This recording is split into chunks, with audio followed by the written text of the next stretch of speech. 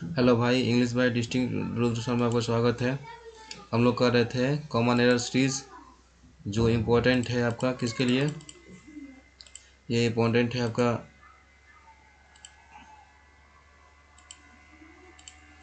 S S C G L, C S L 2024, I B S C I जो अभी आया है, C S I R जो अभी फिलअप हो रहा है फॉर्म। चलिए हम अपन एक क्लास कर चुके थे दोस्तों, आज हमारा सेकंड क्लास है। सेकंड क्लास में आज हमारा एक क्लास में हम लोग 10 क्वेश्चन नंबर 10 तक किए थे। आज हम लोग का क्वेश्चन नंबर 11 चलेगा, ठीक है।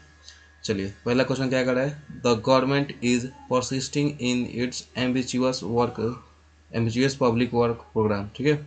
यहाँ पे 11th इसलिए लिखे चुके हैं, हम लोग 10 क्वेश्चन ऑलरेडी कर चुके हैं पहले क्लास में। आज हम लोग का सेकंड क्लास है, तो 11th नंबर सीरीज इसी प्रकार चलेगा, नंबर वाइज, है ना। परसिस्ट इन क्वेश्चन में कहा है, सेकंड पार्ट में परसिस्ट इन नहीं होता है। परसिस्ट इन होता है, कब होता है परसिस्ट इन, जब आगे भर दिया होगा। देखिए परसिस्ट के साथ दो कंडीशंस लागू होती है। परसिस्ट के साथ दो कंडीशंस लागू होती है। पहला, इन कब होगा जब भर्ब आगे भर्ब होगा, और भर्ब जब प्रीपोजिशन है तो भर्ब फोर होगा, ठीक है। उसके तक परसिस्ट के साथ विथ कब लगता है, तो यहाँ पे लगता है एक विथ। परसिस्ट के साथ लगता है विथ, और विथ कब लगता है, जब आगे कोई नाउन हो, है ना, जब आगे कोई नाउन हो। यहाँ हम लोग देखना है क्या कि परसिस्टिंग इन ठीक है, आगे भर्ब होगा तो ठीक है, लेकिन यहाँ पे क्या दिया गया है, public work and it's ambitious public work, मतलब आगे नाउन दिया गया है, तो परसिस्ट इन नहीं होगा। यहाँ पे किसका यूज होगा, तो परसिस्ट विथ का यूज होगा। किसका यूज होगा, परसिस्टिंग विथ, परसिस्टिंग विथ का यूज होगा। सो यहाँ सेकेंड पार्ट में एरर है। कंफर्म हो गया, क्लियर हो गया। चलिए अपन नेक्स्ट क्वेश्चन देखते हैं। The man was absorbed at his work, यहाँ पे किस पार्ट में एरर है, करने का आप लोग कोशिश कीजिएगा। यहाँ पे हम लोग देखते हैं, तो यहाँ पे the man was absorbed at his work, absorbed यहाँ पे थर्ड पार्ट में एरर है। कहाँ एरर है, तो एट में। क्योंकि एब्जॉर्ब्ड एट कभी नहीं होता है, एब्जॉर्ब्ड इन होता है। Absorbed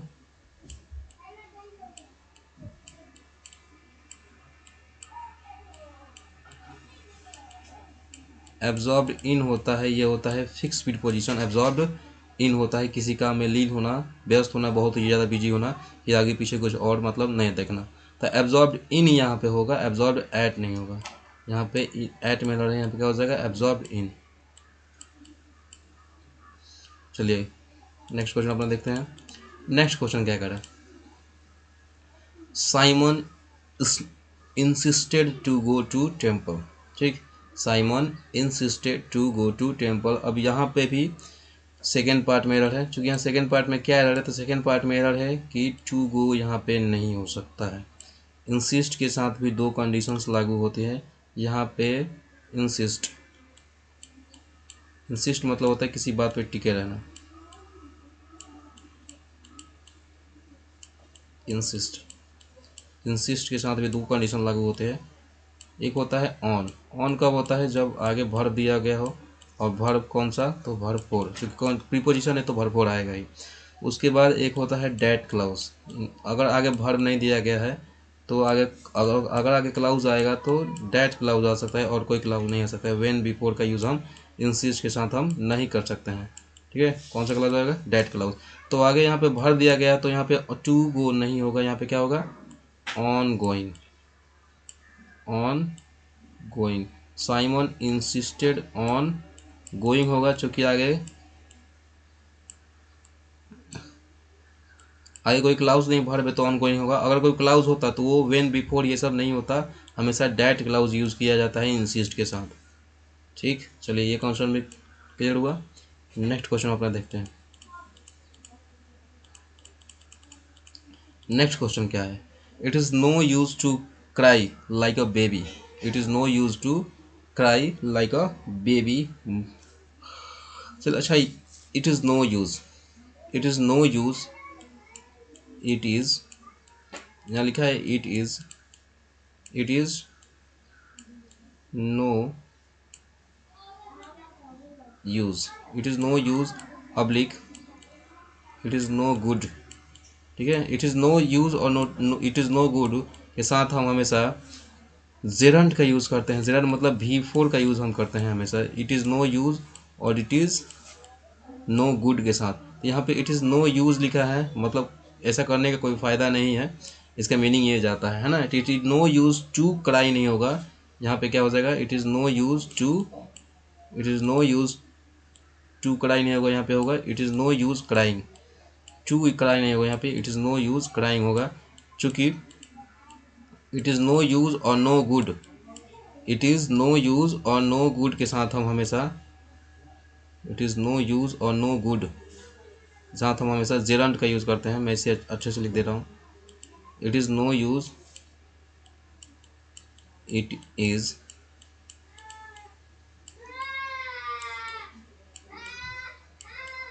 it is it is no use या इट इज़ नो गुड, इसके साथ जो होगा वो हमेशा जेरंट का यूज़ होता है। जेरंट कहने का मतलब होता है हमारा भरपूर, जेरंट का यूज़ होता है, जेरंट करने का मतलब है हमारा भरपूर। ठीक, तो यहाँ पे किस पार्ट में एरर, तो यहाँ पे सेकंड पार्ट में एरर है। इट इज़ नो यूज़ का यूज़ है, इट इज़ नो यूज़ हो है, तो यहाँ पे टू क्राई नहीं होगा, यहाँ पे क्या इसके किसका यूज़ होगा, तो क्राइंग का यूज़ होगा। ठीक, चलिए नेक्स्ट क्वेश्चन अपन देखते हैं। ये सारे कॉन्सेप्ट मैंने नीचे लिख दिए हैं, आप लोग एक चेक कर लीजिए PDF में जाकर टेलीग्राम चैनल पर। ठीक है, next question. She said, she said I am waiting for your answer, she said I am waiting for your answer. अब यहाँ पे करने का आप लोग कोशिश कीजिएगा क्वेश्चन, यहाँ पे जो है, यहाँ पे कोई एरर नहीं है क्वेश्चन में, यहाँ पे नो एरर है, चूँकि हम जानते हैं कि ये पास्ट है। ठीक है, पास्ट है तो हमें जनरली पता है कि आगे भी पास्ट होना चाहिए, लेकिन ये सेंटेंस पास्ट है, फिर भी हम यहाँ पे आगे पास्ट का यूज़ नहीं करेंगे। क्यों? क्योंकि जब भी सेंटेंस को कोटेशन में कर रखते हैं, कोटेशन मतलब ये जो लिखा हुआ है कोटेशन, ये कोमा इन्वर्टेड कोमा जो लिखा होता है, जब भी हम सेंटेंस को कोटेशन में करते हैं तो हमें टेंस चेंज करने की ज़रूरत नहीं पड़ती है। तो यहाँ पे कोटेशन में, यहाँ पे कोटेशन है, यहाँ पे कोटेशन है, तो जब भी हम सेंटेंस क्लॉज को कोटेशन रखते हैं तो हमें टेंस चेंज करने की जरूरत नहीं पड़ती है। तो यहाँ पे वाज नहीं होगा, एम सही है यहाँ पे, तो इसलिए यहाँ पे क्या है, नो एरर है। वेट फॉर होता है, ये भी ठीक है। Answer, your answer, she said, ये सब ठीक है। तो यहाँ पे कोई एरर नहीं है, सेंटेंस एकदम ठीक है,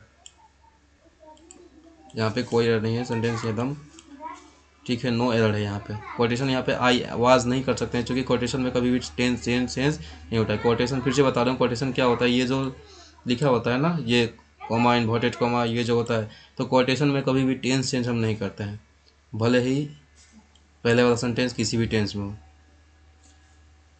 चलिए नेक्स्ट हम अपना देखते हैं 15 number question, 16 number question.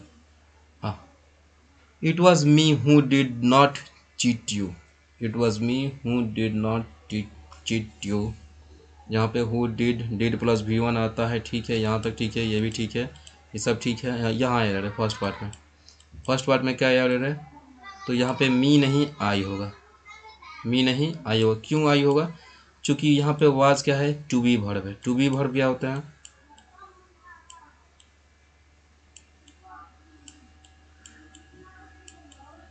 To be verb, to be verb क्या होता है,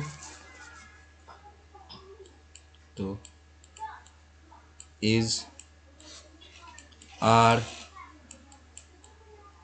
M, was, were. Is, are, am, was, were, ये टू बी वर्ब कहलाते हैं। और टू बी वर्ब के बाद कभी भी हम ऑब्जेक्टिव केस का यूज़ नहीं करते हैं, कभी भी हम ऑब्जेक्टिव केस का यूज़ नहीं करते हैं। टू बी वर्ब के बाद हम हमेशा सब्जेक्टिव केस का यूज़ करते हैं। इसलिए यहाँ पे ये वाज टू बी वर्ब है, तो यहाँ मी का यूज़ नहीं होगा, यहाँ इट वाज आई का यूज़ होगा। सो हमारे कौन से पार्ट में एरर है, तो फर्स्ट पार्ट में एरर है। ये क्वेश्चन में क्लियर हुआ। चलिए अपन नेक्स्ट क्वेश्चन देखते हैं।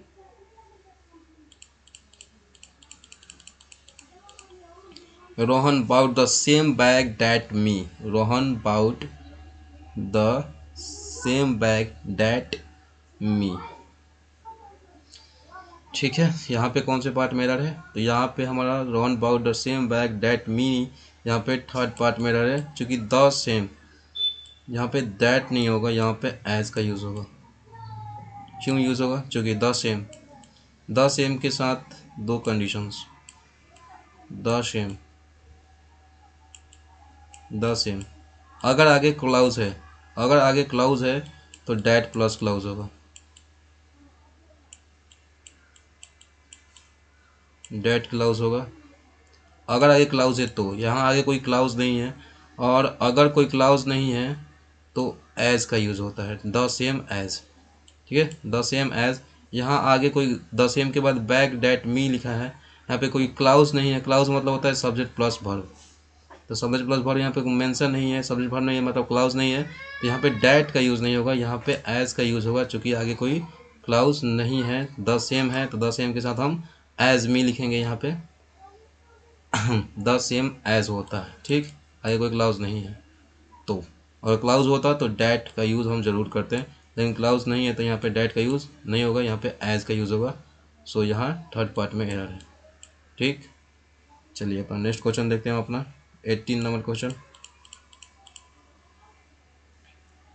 John, John is taller than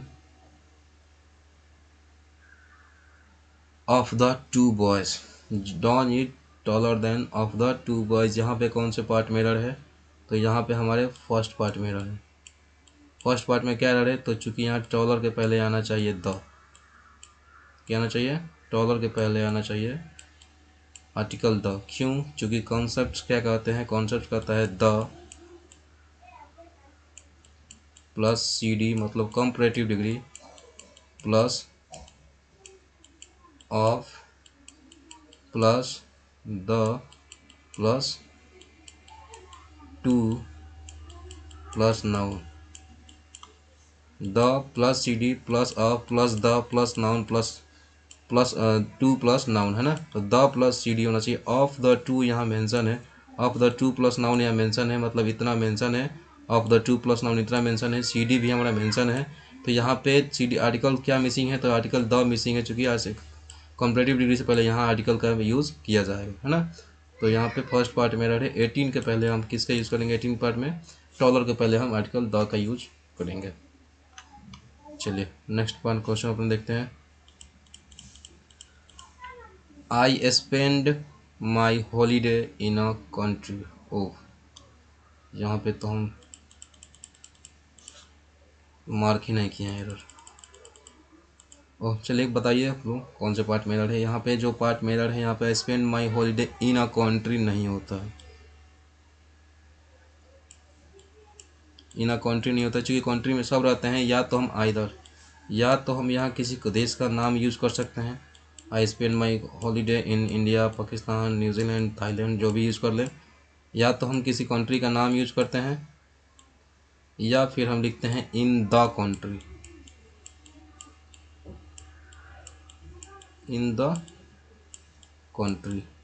अब इन द कंट्री लिखने का सेंस क्या जाता है? तो इन द कंट्री मतलब होता है एक फ्रेज है, इसका मतलब चलता है, हो जाता है आपका रूरल एरिया, रूरल एरिया यहाँ पे मेंशन हो जाएगा। इन द कंट्री यहाँ कर सकते हैं, जिसका मीनिंग जाएगा रूरल एरिया, किसी कंट्री से नहीं जाएगा। या फिर किसी कंट्री का हम नेम लिख सकते हैं। इन अ कंट्री कुछ नहीं होता है, इन अ कंट्री कुछ नहीं होता है। चलिए यहाँ पे नेक्स्ट देखेंगे अपना। नेक्स्ट क्वेश्चन नंबर क्या है? Next and last question. I asked Ramesh if he was going, I asked Ramesh if he was going. Important question. यहाँ पे किस पार्ट में एरर है? तो यहाँ पे हमारे सेकेंड पार्ट में एरर है। यहाँ पे इफ़ नहीं होगा, यहाँ पे हम वेदर का यूज़ करेंगे। यहाँ पे हम विथ इफ़ नहीं यूज़ कर सकते, हम यहाँ पे किसका यूज़ करेंगे? यहाँ पे हम वेदर का यूज़ करेंगे। क्यों? क्योंकि जब भी हमें यस नो का आंसर पता करना हो तो हम हमेशा वेदर का यूज़ करते हैं, और जब हमें यस नो से मतलब ना हो तो हम यहाँ वहाँ पे इफ़ का यूज़ करते हैं। जैसे एग्जांपल के हम बता रहे हैं, यहाँ पे एग्जांपल क्या है? तो if he was going, I asked Ramesh, मैंने रमेश से पूछा इफ़ ही वाज गोइंग, मतलब वो जाएगा कि नहीं जाएगा, जा रहा था या नहीं जा रहा है ना। तो यहाँ पे इफ़ और नो दोनों का आंसर मिल रहा है, तो यहाँ पे वेदर का यूज़ होगा। इफ़ का यूज़ कब करते हैं? जैसे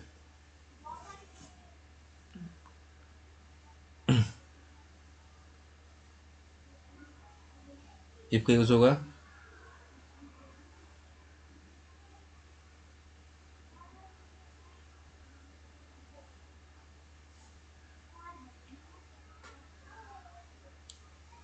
I shall speak I shall speak to him. I shall speak to him. I shall speak to him if he comes. If he comes. अब हमें यहाँ यस नो के आंसर से मतलब नहीं है। यहाँ पर हम क्या चीज़ कर रहे हैं कि अगर वो आएगा तो मैं उसे बात करूँगा। या if I shall speak to him if he comes, अगर वो आएगा तो मैं यहाँ पे यस नो के मतलब क्वेश्चन से मतलब नहीं है, तो यहाँ पे हम इफ़ का यूज़ करेंगे। यहाँ वेदर का यूज़ यहाँ पे एरर होगा। ये वेदर का यूज़ यहाँ करेंगे तो यहाँ पे गलत होगा। लेकिन यहाँ पे हमें यस नो के क्वेश्चन से मतलब आंसर से मतलब है, तो हम यहाँ पे वेदर का यूज़ करेंगे, इफ़ का यूज़ हम नहीं कर सकते। सो हमारा यहाँ पे कौन सा पार्ट में एरर है, तो सेकेंड पार्ट में एरर है। तो यहाँ पे ख़त्म होता है हमारा आज का क्लास। और यहाँ पे आपको अगर PDF चाहिए तो आप हमारे Telegram channel English by distinct truth sir join कर सकते हैं। वहाँ पे इसके PDF मिल जाएंगे। चूँकि यहाँ PDF से इंपॉर्टेंट क्यों है, चूँकि यहाँ पे क्वेश्चंस भी है और यहाँ पे एक्सप्लेनेशन तो नहीं है, लेकिन क्वेश्चंस के सारे कॉन्सेप्ट हैं। कौन से क्वेश्चन का कॉन्सेप्ट लगा है, कॉन्सेप्ट जरूरी होता है, एक्सप्लेनेशन नहीं। ऑब्जर्व इन लगा है, सारे कॉन्सेप्ट आप लोग देख सकते हैं, सारे कॉन्सेप्ट यहाँ पे है। तो आप इसके लिए इट इज़ नो यूज़ या गुड के साथ हम जेरन के यूज़ करते हैं। Never change tense of change in a quotation इक्वलाउज, ये सब सारे के कॉन्सेप्ट यहाँ पे लिखे गए हैं। तो आप इसको PDF चाहते हैं तो आप हमारे टेलीग्राम चैनल को ज्वाइन कर सकते हैं, English by distinct truth sir. जैसे यहाँ पे कौन सा टेलीग्राम चैनल है, ये रहा हमारे टेलीग्राम चैनल का, ये है हमारा Telegram channel English by distinct truth sir. So I hope आपको ये क्लास अच्छा लगा होगा। अगर अच्छा लगा तो चैनल को सब्सक्राइब कर ले, ताकि आगे वीडियो आपको मिलते रहे, और वीडियो को लाइक कर दें। धन्यवाद दोस्तों, मिलेंगे नेक्स्ट वीडियो में।